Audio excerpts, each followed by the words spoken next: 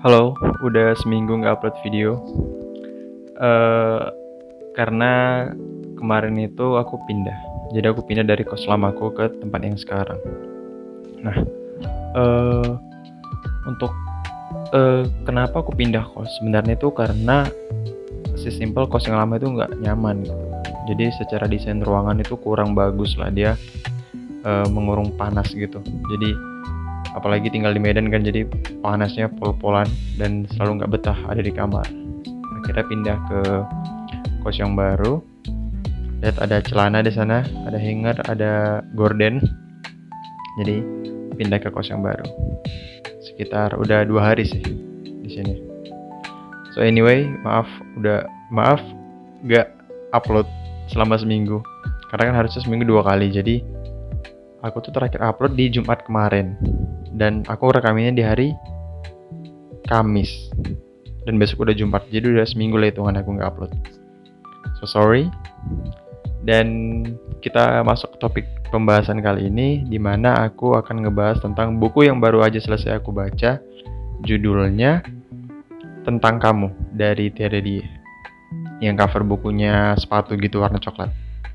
Nah, aku tuh sebenarnya penasaran dari buku ini tuh udah lama. Udah dari SMA mungkin ngelihat covernya gitu, terus penasaran kan, tentang kamu soal apa nih gitu. Cuman nggak pernah kesampaian untuk baca karena selalu ditutup oleh buku-buku lain gitu. Jadi misalnya mau baca ini, ada buku yang lebih menarik, jadi baca yang lain. Ada mau baca tentang kamu, ada buku misalnya Sapiens, terus ada buku yang lain lah yang lebih menarik di mataku gitu. Sampai akhirnya di bulan ini akhirnya aku menyelesaikan buku itu. Sekitar berapa ya aku? Sebulan. Karena tahun ini tuh sebenarnya tahun aku paling gak produktif untuk baca buku. Jadi aku tuh punya target bukan sebulan, setahun itu 12 buku. Jadi sebulan minimal 1. Nah, ini udah bulan ke-6. Udah pertengahan 2025, tapi aku belum menyelesaikan satu buku pun kecuali buku tentang kamu ini. Sebenarnya di awal tuh ekspektasi lumayan tinggi karena aku di dalam bayanganku tuh kayak cerita tentang seorang laki-laki yang memperjuangkan seorang perempuan gitu, atau kisah cinta lah, romance gitu. Tapi ternyata setelah aku baca, ini tuh cerita tentang seorang perempuan bernama Sri Ningsih dan kehidupannya gitu. Bagaimana dia lahir di sebuah pulau di timur Indonesia, Pulau Bungin. Maaf ada motor lewat tadi. Lahir di Pulau Bungin yang premisnya itu lucu karena di Pulau Bungin ini saking tidak adanya rumput, yang dominan pantai semua. Jadi saking tidak adanya rumput, kambing itu makan koran di pulau ini. Itu udah menarik dan lucu kan. Dan waktu aku cari juga ternyata bener, ada berita di internet lagi yang memberitakan kalau kambing-kambing di Pulau Bungin itu makannya koran, bukan rumput. Nah, dari situ cerita tentang kehidupan si Sri Ningsih, perempuan yang lahir di Pulau Bungin. Dia lahir sebagai anak pertama? Bukan. Bapaknya punya istri, terus keguguran, terus punya anak, lahirlah Sri Ningsih ini. Terus bapaknya melaut, meninggal. Bukan. Si Sri Ningsih lahir, ibunya mati. Terus dia dibesarkan oleh bapaknya. Terus bapaknya nikah lagi sama istri baru. Terus lahir anaknya yang jadi adiknya si Sri Ningsih. Terus bapaknya pergi melaut, terus meninggal. Terus dia dibenci sama ibu tirinya. Ya intinya gitulah. Aku nggak mau terlalu fokus ke situ. Yang mau aku komentarin adalah bagaimana cerita ini sebenarnya kalau dipikir-pikir itu lumayan berat.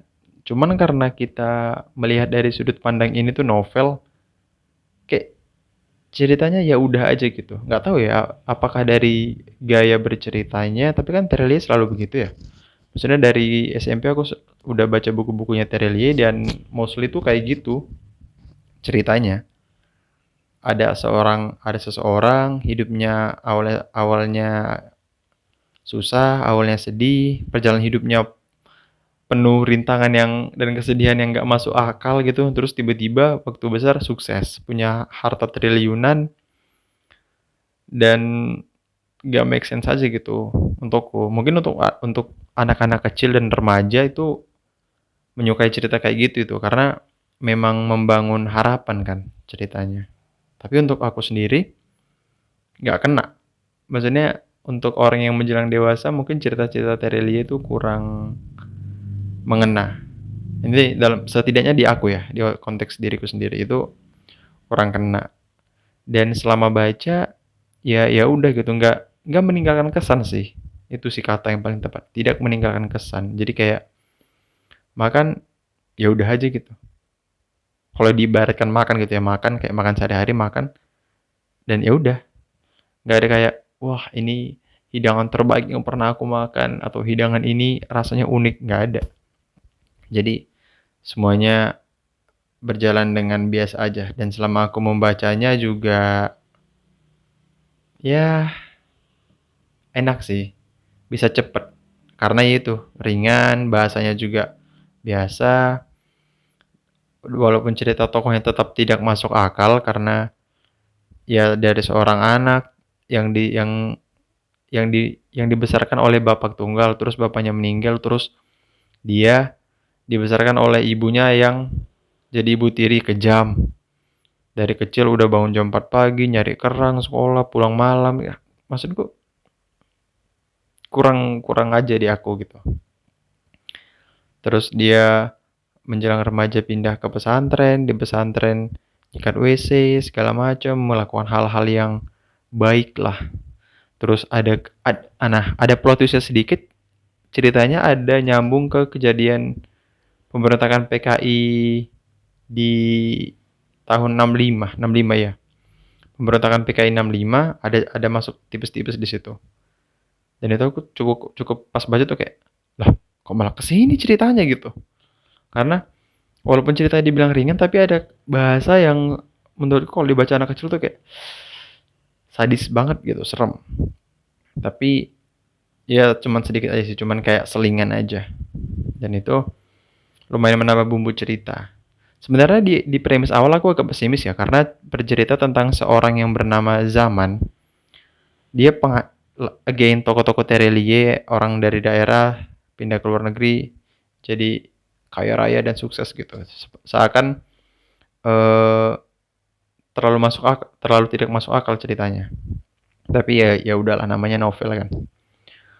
Si Zaman ini dia orang Bandung, terus entah aku lupa entah gimana ceritanya dia bisa ke London. Terus di London dia jadi pengacara untuk sebuah badan hukum apa lah gitu. Pokoknya terkenal di London. Sangat tidak masuk akal memang, tapi namanya novel. Di awal sebenarnya aku agak sedikit bosen karena bukan bosen sih, agak sedikit malas bacanya karena latar ceritanya udah di London gitu kan, langsung luar negeri. Dan penulisnya Terelie gitu. Aku udah dari kecil sering baca ceritanya dan cukup kebaca lah gimana dia menulis cerita dan tokoh. Dan bener aja yang aku bilang. Maksudnya apa yang aku pikiran itu kejadian dan ya udah jadinya hambar. Nggak jelek, tapi nggak bagus banget juga. Just okay aja. Ya begitu ceritaku untuk buku yang aku selesaikan. Buku pertama yang aku selesaikan tahun ini. Judulnya Tentang Kamu dari Terelie. Maaf ini bukan review mendalam, ini bukan kritik, ini bukan apa ya, ini cuma opini aja. Opini tentang aku yang sudah selesai membaca buku itu. Dan tentu aku merekomendasikan buku ini untuk teman-teman yang mungkin punya saudara atau keponakan SD SMP gitu. Oke kok untuk bacanya. Tapi untuk kita yang udah dewasa yang 20-an, udah mulai 20-an kayaknya agak kurang. Oke, segitu aja untuk video kali ini. Maaf karena videonya telat seminggu. Karena aku udah ceritain tadi di awal aku pindah kos. Dan aku cukup nyaman di kos yang baru ini. Walaupun sebenarnya kalau di total tuh sedikit lebih mahal dari kos sebelumnya, tapi ya oke lah. Masih tetap bisa apa namanya? masih tetap bisa loh, kok nggak nemu katanya, masih tetap bisa dibayar gitu, masih bisa tertutupi dengan pendapatanku gitu. Sampai ketemu di video berikutnya. See you.